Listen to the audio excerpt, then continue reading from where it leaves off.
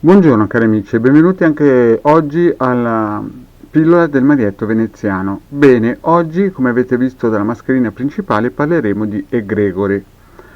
Per molti di voi magari che non hanno mai sentito questo termine può sembrare un nome un po' astratto o magari un po' fantasioso, ma le egregore sono sempre esistite e sono praticamente sempre state costruiti etericamente da gruppi misterici, questi gruppi misterici che comandano questo pianeta da millenni.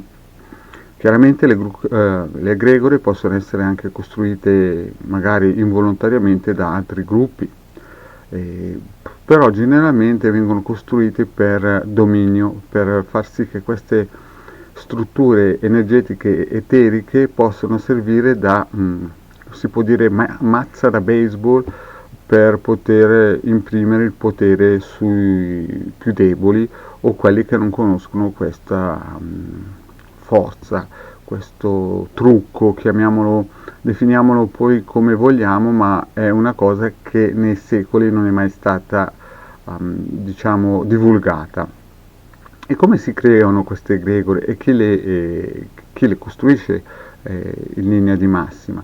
In linea di massima le costruiscono i gruppi esoterici tramite dei simboli, tramite dei riti, riti operativi di alta magia e non alta magia. Ad esempio ci sono alcune religioni che ad esempio alla domenica fanno sempre dei culti regolarmente alla stessa ora, con le stesse parole, con gli stessi strumenti e questa forma di perpetuatismo o come si può definire questa forma di continuare a creare questi meccanismi umani creano delle energie, queste energie vanno a alimentare le egregore poi si nutre anche dell'energia eterica delle persone e quindi questa struttura eterica prende vita e più viene ripetuta e più viene in un certo senso osannata anche inconsapevolmente dagli adepti di queste religioni o di questi, come si suol dire, gruppi anche sportivi,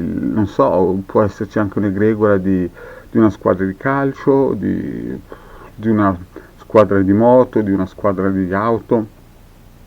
Sapete, quando ogni weekend si riuniscono più di 100.000 persone per osannare un giocatore, ecco, si crea un'egregora che poi chi sa usarle ne trae beneficio e potere.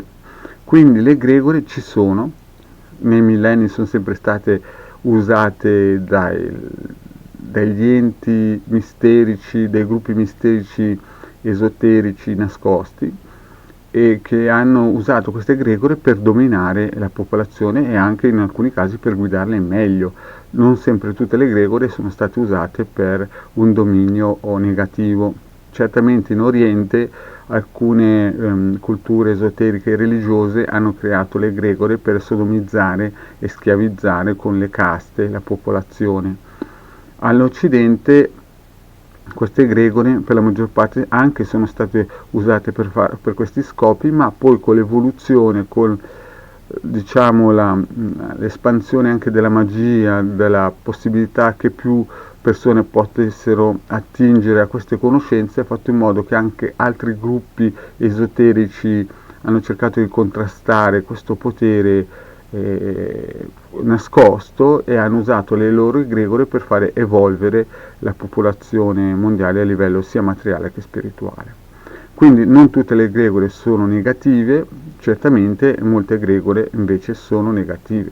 Alcune egregore negative possono essere magari dentro la politica, infatti molte persone che sanno che esiste questa egregore però vengono sistematicamente calamitate, anche se sanno che stando dentro alcuni settori della politica ci si fa la bua a livello esoterico.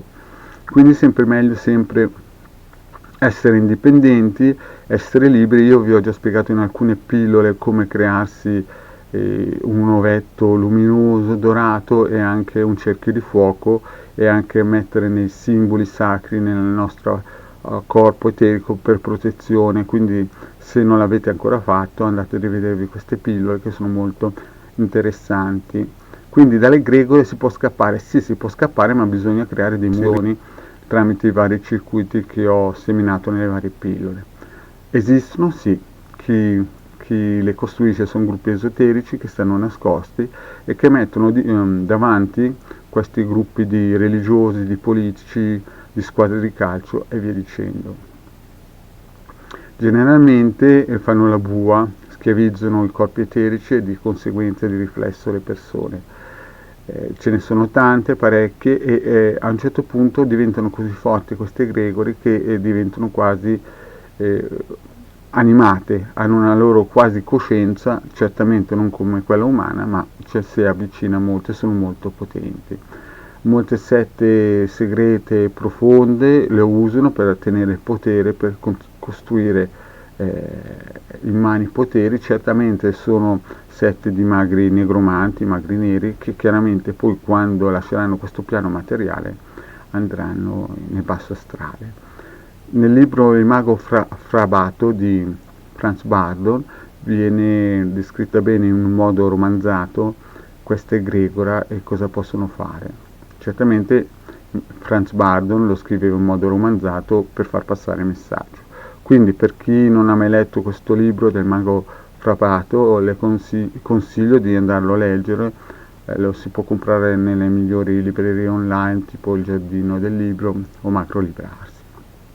Bene cari amici, anche per oggi vi ho dato una piccola pillola, vi ho spiegato in grandi linee cosa è un'egregora, sono tante, sono potenti, le costruite voi inconsapevolmente e le nutrite voi. Quindi vi consiglio, per poter creare degli scudi, delle piccole difese, di andarvi a leggere, cioè scusate, più che leggere, a vedere le pillole che ho già inoltrato nel tubo. A questo punto non mi resta che salutarvi e di ringraziarvi di avermi seguito fino a qui. Vi chiedo, se non vi siete già iscritti al canale di Hildegarda e Marietto Veneziano, di iscrivervi, che ci fa sempre piacere. Se volete fare delle domande mettetele qui sotto in descrizione, sotto la descrizione mettete delle domande, e così che io possa anche rispondervi. Oppure contattateci anche nei gruppi Facebook di Hildegarda e Marietto Veneziano. Qui sotto in descrizione ci sono i link per poterci raggiungere sui gruppi Facebook. Grazie cari amici e arrivederci alla prossima. Ciao.